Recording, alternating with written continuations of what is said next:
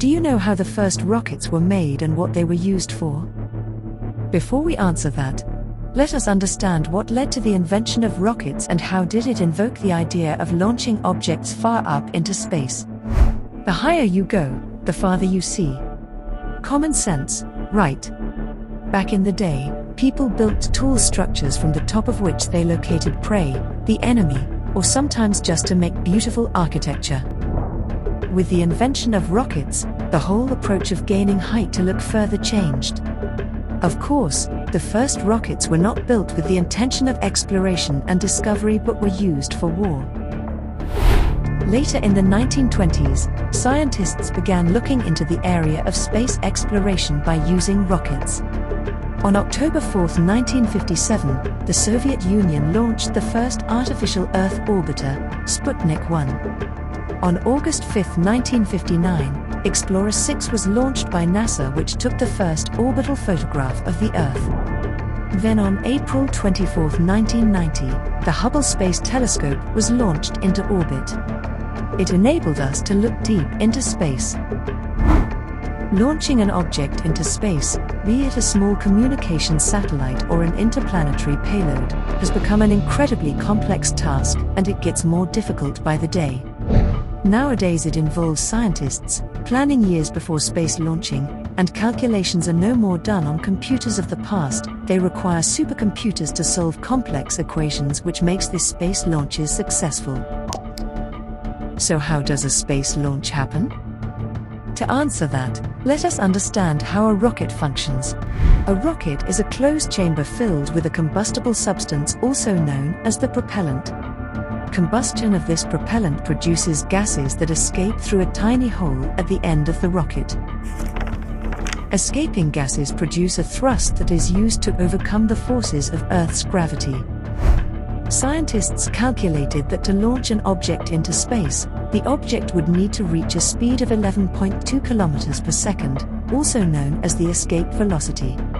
Anything less than that and the object would come straight back to the surface after exhausting all its fuel. How is an object sent to space? To be launched into space, you would need a vehicle. We are talking about huge rockets. These are of different types with different stages. The selection of launch vehicles mainly depends on the destination and the weight of the payload. Further, the payload has to be taken into space, and the heavier it is, the bigger the rocket. Common sense, right? Just a historical fact, back in the day, when launch vehicles were not commercially produced, ICBMs, intercontinental ballistic missiles, were used as launch vehicles to send satellites and other payloads to space. Now, when is a rocket launched? Launch windows is the time in a day when the payload lifts off the ground. But sometimes a technical snag or any other problem might prevent the launch from happening. For that, we have something called a launch period. You see, the time when the rocket needs to be launched is calculated and not just randomly decided upon. It depends on the weather, the destination of the payload, and the type of launch vehicle, and the location of the launch. Sometimes everything might not go as planned during the launch window. So scientists pre-calculate and decide upon a period of days during which the rocket can be launched if the selected launch window is missed. This is known as the launch period, which in simple words means that the equator is moving at a mind-boggling speed.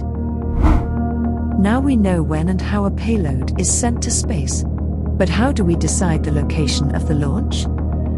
Now before we answer that, let me explain something to you real quick. You see, the circumference of the Earth at the equator is 40,075 kilometers, and the Earth completes one full rotation in 24 hours. Now if a rocket is placed at the equator, then, you get the idea, right? It too is traveling at the same speed as the equator. This means the rocket needs to burn less fuel to achieve escape velocity and reach its destination. Super cost-effective, right? Rockets can be launched from any part of the world, but anywhere near or on the equator would be economical.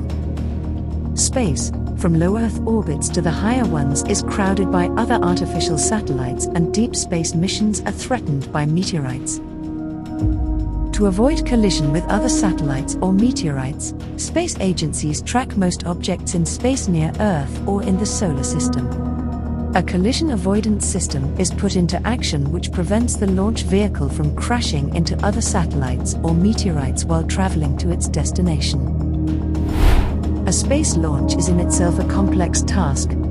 From what we learned, if you want to launch anything into space, you'd need to throw it at an astronomical speed in a particular direction at a particular time, and don't forget that your object also has to avoid obstacles in its path.